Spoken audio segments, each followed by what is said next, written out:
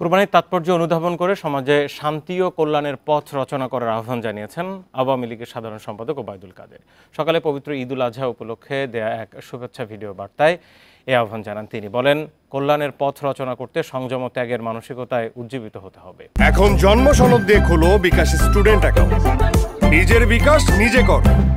কোরবানির তাৎপর্য এবং মর্মার্থ অনুধাবন করে সমাজে শান্তি ও কল্যাণের পথ রচনা করতে হবে।